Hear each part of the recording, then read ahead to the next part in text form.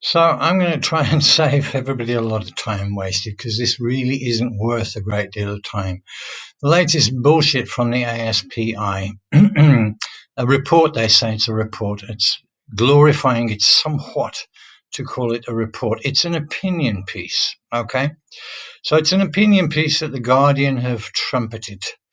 So you've got the Guardian, the ASPI, the BBC, the arms corporations that fund the ASPI, and indeed the BBC and the Guardian, because they're all being played and used by the same paymasters, which is the MIC. So here we have this thing, trigger warning. It says trigger warning. Okay, dramatic stuff. The CPC, coordinated information effort to discredit the BBC.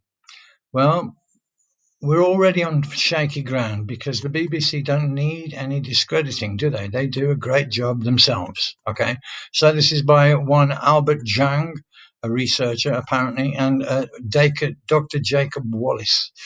Who's this guy, Jacob Wallace? Let's have a look. He's a senior analyst, apparently. There you go. So let's go back to this. I'm doing this on the fly because it isn't worth a great deal of time, because it's just an opinion piece, okay? So we have an introduction here. International media researchers expose human rights abuses. So we're wrong in the first sentence. It's alleged human rights abuses, okay? Now we've got allegations, okay? So correct there, allegations. The Chinese Communist Party, CPC, is hitting back. No surprise. Are you surprised that the CPC is hitting back at unfounded allegations? No surprise there. Okay. An information campaign, no different than any government has information campaigns. So no surprise there either. Okay. So what have you found then, you amazing researchers and analysts?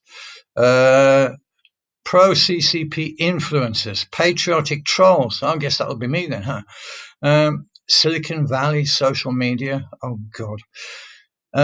Spreading messages. Oh, my God, they're spreading messages. Jesus Christ, help us all.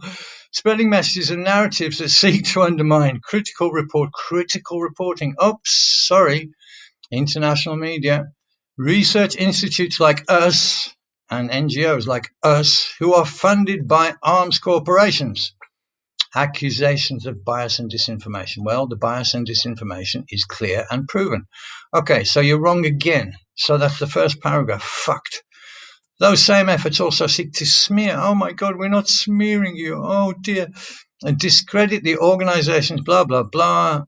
Promoting niche alternative Western websites, such as the Grey Zone, who expose everything you do the minute you do it. And we're not allowed to look at niche alternative websites. We're only supposed to look at the shit you put out, or the BBC or the Guardian, really? So people aren't allowed to do this. Don't talk shite.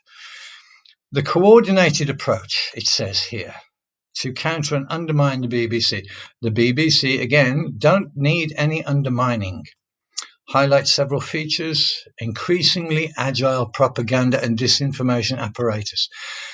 The Chinese government have been around a while, and I would imagine that they have an information apparatus which is already quite agile. It's not increasingly so. They're increasingly having to defend against attacks. So, again, wrong. So, clear temporal and narrative alignment. I don't know what temporal and narrative alignment means unless you use it in conjunction with the word robust. God, I despair. Right, okay, I'm not going to go much further with this. It really isn't worth it. Diplomatic and state media messaging, as well as pro-CCP influencers and patriotic Twitter accounts from which we can infer. Okay, what are you going to infer? A level of coordination. Really? I'm not coordinating with anybody. I do what I think is right. And so do a lot of other people I can name. We do what we think is the right thing to do, which is try and counter the disinformation and propaganda put out by Western MSM, who are funded and paid by the MIC. Pretty simple.